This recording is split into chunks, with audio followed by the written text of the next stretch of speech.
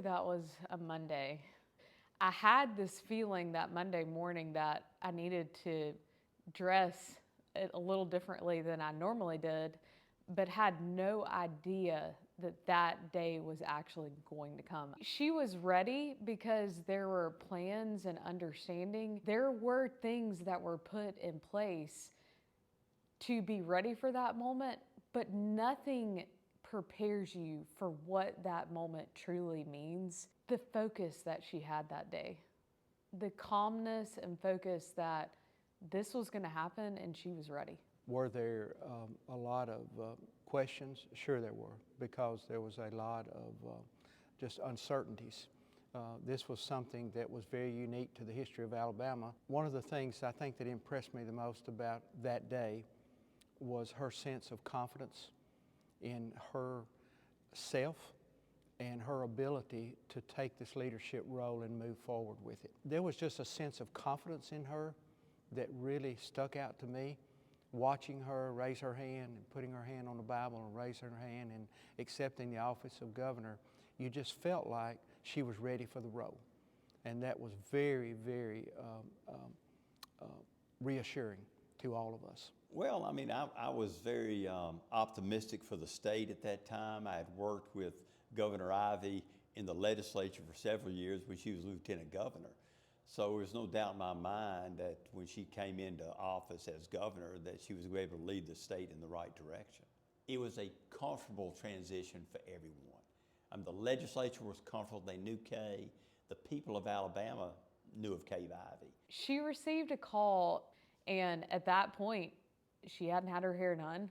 She hadn't had any makeup done. I mean, there was a series of that afternoon that, she had to go change her clothes. She had to get her makeup done. She had to get her hair fixed. I mean, she had to get her speech ready that she was going to deliver after she was sworn in, which now thinking about 9 years later truly set the foundation of how we know how she was going to govern. It wasn't one of those things that said, well, I don't know, or let me think about this, or let me consider this. I mean, that was her role. She knew that was her role, and she was willing to step in there and take that position and move forward. And from day one, she never wavered on her position as governor and her position as a leader. People was watching her every move. Can she do the job? Is she capable? Is she going to be like what we've seen here the past few months? Can she build up a sense of confidence from the voters in the state to carry us and move us forward? All of those questions were out there. You knew that she had a plan.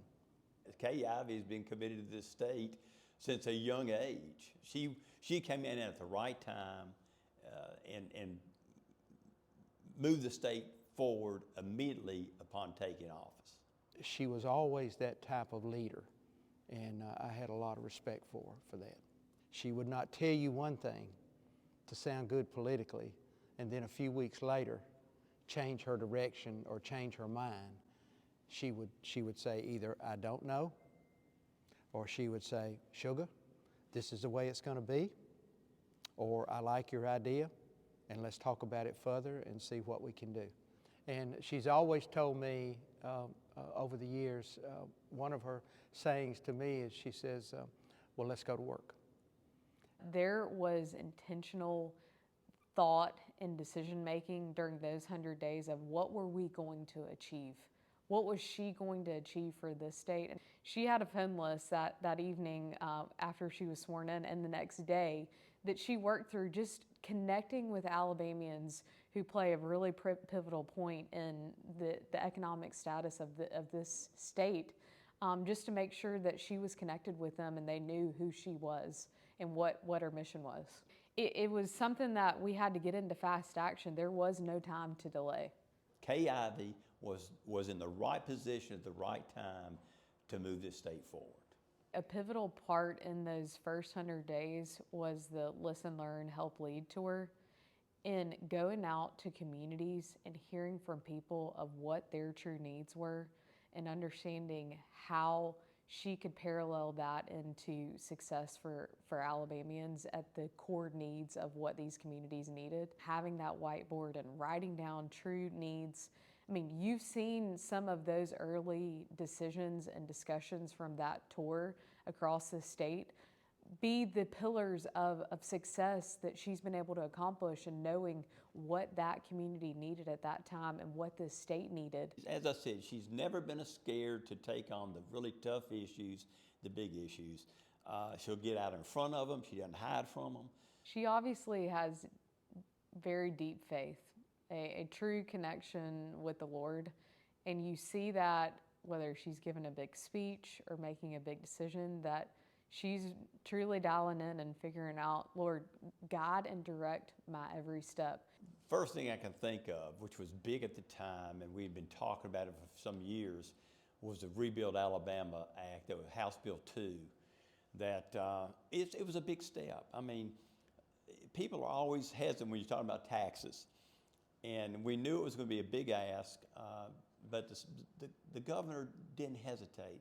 She knew, as we did in leadership, the importance of the infrastructure in the state of Alabama and what it would mean going forward to our economic opportunities. And so she didn't waver. I mean, she got out in front of it. She took full possession of it, owned it.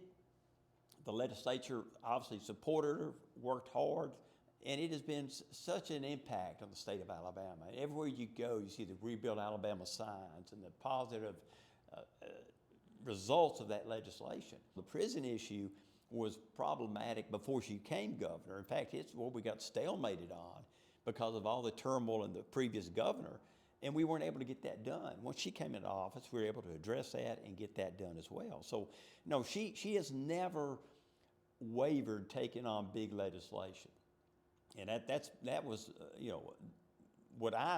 one of the many things I admired about the governor was not being hesitant and knowing when to step forward and take that bull by the horns and move forward. She did.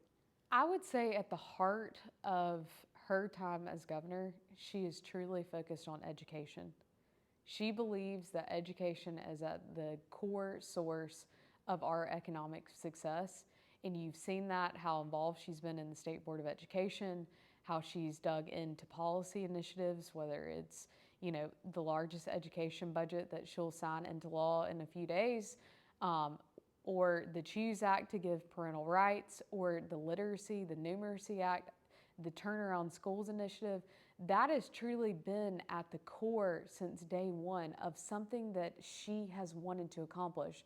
But you've also seen her obviously have record investment in our infrastructure, whether it's road and bridges, sewer and water, broadband statewide. I mean, she's obviously tackled prisons and prison construction. You see in every aspect, our state parks, our conservation is better. I mean, in every single aspect of state government operations, there is an improvement. Yes, she has steadied the ship.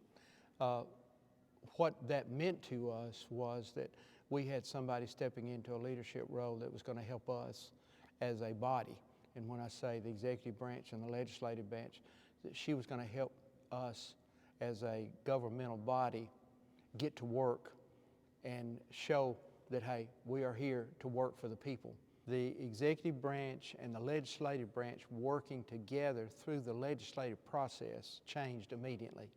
She became an advocate with the legislature to work on especially our budgets. That was a huge, huge step forward for us, because that way we go into the session knowing exactly what's in the governor's budget and how we can navigate through that to try to come up with a final product. That was a big, big deal. So, and there were other things along the way, just like her involving us in the expenditure of funds, bringing leadership to the table on major issues was always huge. That she's very tough on her team. She has an expectation that we're going to be our very best, and she'll follow up 15 times till she gets her answer.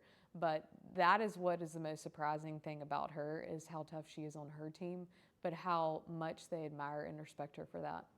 If you went and talked to Governor Ivey about an issue that you were dealing with from a legislative perspective, and you went in and sat down and talked to her, whatever decisions were made about whatever the questions that you had or the decisions that you're trying to work together on, whatever decisions were made when you stood up and left the office, you could be well assured that she would stand on her word. She would not tell you one thing to sound good politically and then a few weeks later change her direction or change her mind. She would say either, I don't know, or she would say, sugar, this is the way it's going to be, or I like your idea, and let's talk about it further and see what we can do. She was always that type of leader, and I had a lot of respect for her for that. There again, you've got to remember that Kay Ivey has been around politics a long time. She knows how it works, and that's always an advantage. She comes in and knowing what the obstacles are. Do you agree on everything all the time? No. But you know each other and respect each other enough that you talk those through and you move on. So that was never an issue working with Kay. She's very approachable, always available. So yeah, it was all. I mean, it couldn't have been a better situation. How she has created a stable economic environment in the state, and what that means to the average Alabamian who knows that everything's okay. That she is a stable force, she's going to be open and honest, and the words that come out of her mouth are very thoughtful. And I think just creating that stable environment has brought a lot of growth and stability to this state. She's finishing very strong, very strong. That to her statement, hey, we've still got work to do. And I guarantee you, Governor Ivey will be working, and she will be giving it everything that she's got up to her last day in this office. I can't sit here and tell you, if you walked out to the people of the street of Alabama and said, oh, tell me the negative thing that Kay Ivey has done in office, I don't think they can name you one. Okay, so success. Leadership legacy will ultimately be how she was fearless and unwavering and tireless in her pursuit of taking on the challenge of hard issues. I mean, you've seen over her time in the last 9 years that if there was a hard situation, whether it was, the Department of Corrections, whether it was trying to get the gas tax passed, whether it was education and understanding all the complexities there, she never strayed away from hard issues. And that will be her legacy, that she took on the hard issues that were neglected in this state and truly took them on head on and wanted to see them to the end. Governor Ivey, I just want to say thank you. I want to say thank you for being a great, not good, but a great governor for the state of Alabama. You have served us with distinction, with honor. You have been forthright, and you have recognized the needs of the people in your service. You are a true servant leader. Governor, kudos to you for the job you've done for the state of Alabama through your public service. It was a pleasure for me to work with you.